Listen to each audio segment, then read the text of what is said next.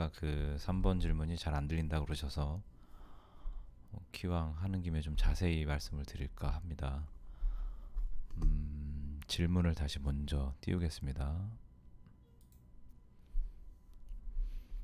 다시 읽어드릴게요. 장기간의 상승장에서 대출 규제에도 불구하고 강남 등 상급지가 하급지에 비해 더 큰 상승을 보였는데 하락기에는 반대로 더 많이 떨어진다는 이야기도 있더라고요. 반면 상급지가 더 가격 방어가 될 것이다. 강남은 천장이 없다라는 분석도 있고요. 세금 문제는 차치하고 노원 두 채 25억 그리고 강남 한 채 25억 이 격차는 더 벌어질까요? 줄어들까요?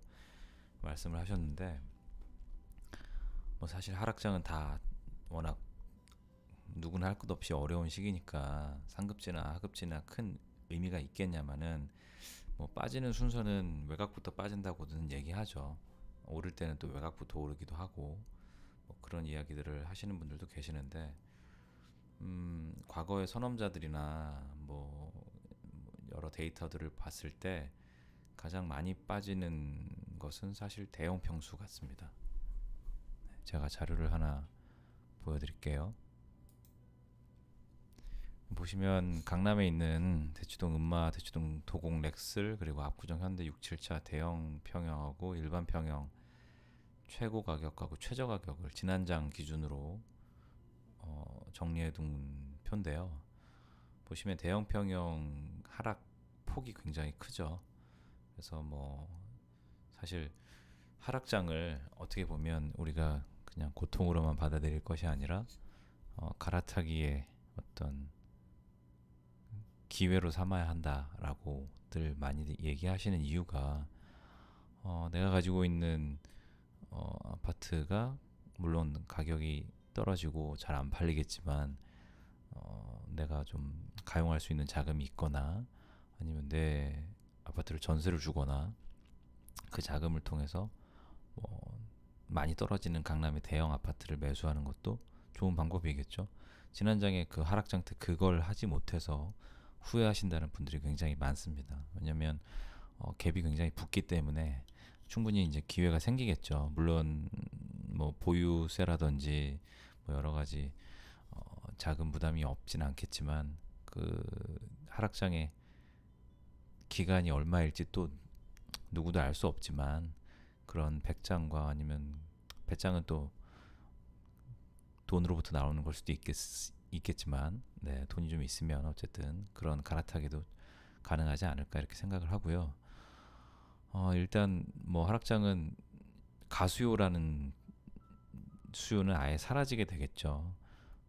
뭐 저도 스승님께 배운 개념인데 이게 수요라는 게 실수요하고 가수요라는 게 있는데 사실 실수요도 가수요가 없다고 말할 수 없잖아요. 그러니까 무슨 얘기냐면 실수요자가 집을 살 때 내 집이 집값이 오를 것이라는 기대를 분명히 하고 산단 말이죠. 그러면 그것은 어떻게 보면 투자 수요인 가수요와 실수요가 섞여 있는 것이라고 볼 수 있겠죠. 근데 하락장 때는 대부분 집을 사는 걸 보류하겠죠. 그러니까 신축 전세, 뭐 역세권 전세, 월세 이런 것들은 좀 아무래도 방어를 할 것이고 그렇지 못한 입지가 좀 떨어지거나 실수요 자체가 정말 실수요 자체가 좀 부족한 곳들은 전세나 월세도 굉장히 크게 사라질 테니까 수요가 좀 힘들 겁니다. 그러면 어떤 단지가 주목을 받을 것이냐, 덜 떨어질 것이냐, 주목이라는 말은 좀 어폐가 있는 것 같고 덜 떨어질 것이냐라고 본다면 뭐 실수요자들이 결국에는 신혼부부들이 제일 많을 거고 새로 집을 사는 사람이 제일 많을 거고 근데 사실 뭐 집을 안 살 확률도 높겠죠. 어쨌든 그분들이 갈아타기 수요보다는 더 많이 있을 테니까 그나마 신축에 대한 리스크가 좀 적지 않을까라고 생각을 하고요.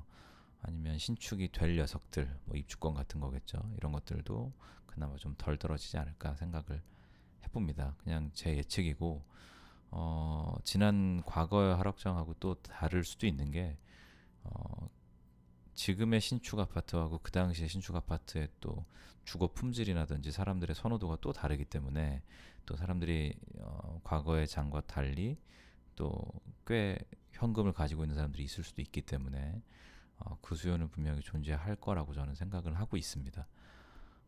굉장히 양극화가 좀 벌어질 수도 있겠죠. 반대로 뭐 구축이라든지 재건축 아파트라든지 뭐 좀 입지가 좀 안 좋은 곳이라든지 이런 다양한 이유로 매수 수요가 급감하는 지역들도 분명히 있을 겁니다. 그런 것들을 잘 준비하고 판단해서 갈아타기 한다면 참 좋겠지만 지금 화면에 보이시는 뭐 압구정 현대 대형으로 갈아타면 얼마나 좋겠습니까? 근데 뭐 사람이 다 자기 뜻대로 되는 건 아니라서 사람 일이라는 게 어쨌든 뭐 소형 평형하고 신축이라고 전 개인적으로 생각을 하고요. 거기에 플러스 입지적으로도 좀 좋으면 잘 버틸 수 있지 않을까 생각합니다. 뭐 강남이라서 핵심지라서 무조건 버틴다 이렇게 판단하시는 건 조금 무리가 있을 것 같아요. 과거의 경험으로 봐서 뭐 분당도 대형 평형이 뭐 거의 절반 이상 가격이 떨어졌으니까 그런 것들을 보면 뭐 지금 여기 나와 있는 표도 그렇고요. 입지가 좋다 그래서 무조건 다 버틴다 이건 또 아닌 것 같습니다.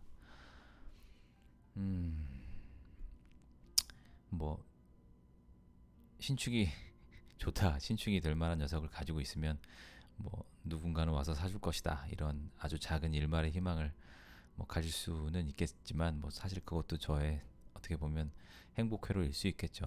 뭐 인간이니까 모든 걸 다 내다보고 미리 움직일 수도 없고 뭐 그건 어쩔 수 없다고 생각합니다. 뭐 몸집을 줄여나가는 게 어, 좋겠지만 그거 그 몸집이라는 게 크기일 수도 있고 개수일 수도 있습니다.